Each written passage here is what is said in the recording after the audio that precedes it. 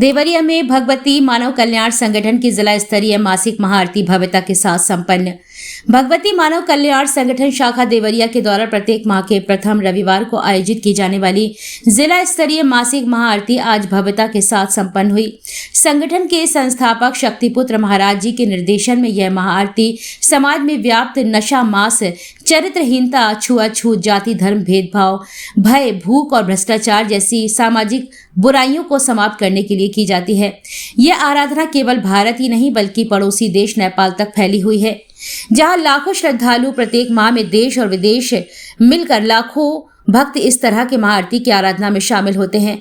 इसका प्रमुख केंद्र पंच ज्योति शक्ति तीर्थ सिद्धाश्रम धाम है, जहां बीती 28 वर्षों से निरंतर श्री दुर्गा चालीसा पाठ चल रहा है। शक्तिपुत्र महाराज जी का संकल्प है कि जब तक पृथ्वी पर एक भी मानव रहेगा तब तक यह पाठ समाज कल्याण के लिए चलता रहेगा। देवरिया की महाआरती में भारतीय शक्ति चेतना पार्टी उत्तर प्रदेश के प्रदेश सचिव अजय सिंह सहित कुशीनगर के कई कार्यकर्ताओं की उपस्थिति रही। जिले के संगठन अध्यक्ष कुबेर नाथ मल्ल, मुक्तिनाथ मल्ल, विद्यावती, राजकुमार, कंचन, प्रदीप, श्यामा, दीक्षा, त्रिगुणानंद, रवि, रिपुंजय समेत सैकड़ों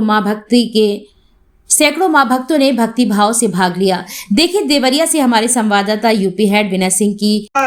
गुरु पर सिर्फ विश्वास किया जाए कि गुरु जो बोल रहे हैं वह सत्य है, और सत्य ही नहीं 101% सत्य है, क्योंकि जिस परम धाम का मेरे आराध्य गुरु के द्वारा निर्माण हो रहा है, इस कलयुग में जिस सतयुग की नींव डाली जा रही है, आप विश्वास करिए हर किसी का जीवन बदल जाएगा। आज देवरिया जिले की जनसंख्या कईयों लाख होगी, लेकिन हमारे गुरु भाइयों की संख्या मात्र सैकड़ों में है। आपका चयन योगी राज शक्तिपुत्र महाराज ने लाखों में आपका किया है, क्योंकि आपके ही द्वारा समाज के इस जहर को, जो नशा, मांसाहार, बेविचार, भ्रष्टाचार है, इसको पिया जाएगा।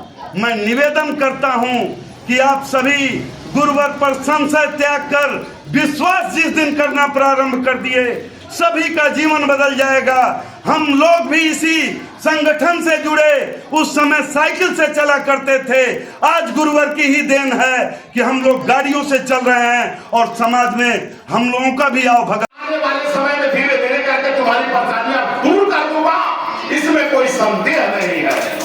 लेकिन आदमी को संतोष नहीं होता। शिविर में जाते हैं सभी लोग, गुरुदेव जी आह्वान भी करते हैं कि अगर शिविर में जाते हैं तो मैं देखता हूं अधिकांश मेरे गुरु भाई को बाहर। मैं अन्य जिलों की बात नहीं कर रहा हूं, मैं अपने जिलों की बात कर रहा हूं कि कम से कम अगर 100 लोग गए तो 100 में कम से कम 80 लोग वहां गए, खाए और सोए, और सो करके गुरुदेव जी का केवल चिंतन सुने, फिर आए, फिर खाए, फिर सोए। अगर सोना ही है, अगर चिंतन ही केवल सुनना है, तो गुरुदेव जी ने मीडिया के माध्यम से प्रसारित कर रखा है कि आप अपने घरों में बैठ करके भी मेरे चिंतन को सुन सकते हैं। गुरुदेव जी ने ऐसी सुविधा दे रखा है। अरे आश्रम में जाइए तो कम से कम प्रयास तो करिए कि जहां तक हो सकता है वहां कुछ कार्य करिए, क्योंकि गुरुदेव ने कहा कि सेवा कार्य या साधना दोनों को बराबर गुरुदेव जी ने अपना आशीर्वाद दे रखा है। लेकिन उसमें हम आपको बताते हैं साधना से सुपर सेवा कार्य समझ में आता है, क्योंकि साधना तो हम अपने घरों में बैठ करके भी कर सकते हैं, लेकिन साधना तो अपने घरों में बैठ करके कर सकते हैं, फिर भी सेवा सिद्धाश्रम धाम में ही सिर्फ मिल पाएगी।